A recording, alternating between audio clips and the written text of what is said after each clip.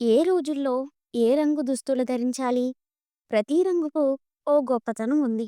రంగులు వ్యక్తి యొక్క వ్యక్తిత్వాన్ని ప్రతిబింబిస్తాయి.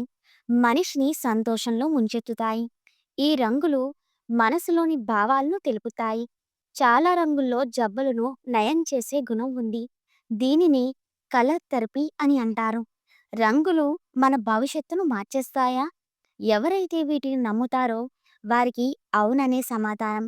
రోజులను అనుసరించి రంగులను ఎంచుకోండి. ఫలితం కనబడుతుంది. సోమవారం. సోమవారం అంటే చంద్రునికి ప్రతీక. కాబట్టి ఈ రోజున తెల్లటి వస్త్రాలను ధరించండి. మంగళవారం. మంగళవారం హనుమంతుని రోజుగా భావిస్తారు. హనుమంతుని విగ్రహాలను కాషాయం రంగులో చూస్తుంటాం. కాబట్టి మంగళవారం నాడు ప్రత్యేకంగా కాషాయం రంగు కలిగిన వస్త్రాలను ధరించండి. సింధూరం గాని, ఎరుపు రంగు వస్త్రాలు ధరించండి. ఫలితం ఉంటుందంటున్నారు జ్యోతిష్యులు. బుధవారం. వారంలో మూడవ రోజు గణాధిపతికి సంబంధించిన రోజు. విఘ్నాలకు అధిపతి అయిన విఘ్నేశ్వరునికి ఆకుపచ్చ రంగు అంటే చాలా ఇష్టం. కాబట్టి బుధవారం నాడు పచ్చ రంగు కలిగిన వస్త్రాలను ధరించండి. గురువారం. గురువారాన్ని బృహస్పతి వారం అని కూడా అంటారు. ఈ రోజున గురువులకు అధిపతి అయిన బృహస్పతి దేవుడు, అలాగే షిరిడీ సాయిబాబాకు మహాప్రీతి.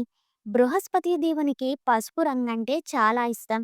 కాబట్టి ఈ రోజున పసుపు రంగు వస్త్రాలను ధరించండి. శుక్రవారం. శుక్రవారం దేవికి సంబంధించిన రోజు. అమ్మవారు జగజ్జనని. ఆమె సర్వాంతర్యామి. కాబట్టి ఈ రోజున అన్ని రంగుల మిశ్రమం ఉన్న వస్త్రాన్ని ధరించండి. శనివారం. శనిదేవునికి సమర్పించే ఈ రోజున నీలిరంగు గాని, నలుపు రంగు కలిగిన వస్త్రాలను ధరించండి. ఆదివారం. ఆదివారం నాడు సూర్యుడిని ప్రార్థిస్తారు. ఈ రోజున గులాబీ రంగు కలిగిన వస్త్రాలను ధరించండి. ఫలితం ఉంటుందంటున్నారు జ్యోతిష్యులు. కొన్ని రంగులు మనకు నచ్చుతుంటాయి. అనాయాసంగా ఆయా రంగుల పట్ల ఆకర్షితులు అవుతుంటాము. దీనిని కలర్ సైన్స్ అని అంటారు. కానీ జ్యోతిష్యాన్ని నమ్మేవారు రోజుననుసరించి రంగు దుస్తులను ధరిస్తున్నారు. గతంలో పేరున్న గొప్పవారు పెద్ద పెద్ద నగరాలు, పట్టణాలలో మాత్రమే వీటిని పాటించేవారు. ఇది కాస్త చిన్న చిన్న పట్టణాలు, పల్లెలకు కూడా ప్రాకుతోంది. దీంతో చాలామందికి దీనిపై నమ్మకం కలుగుతోంది.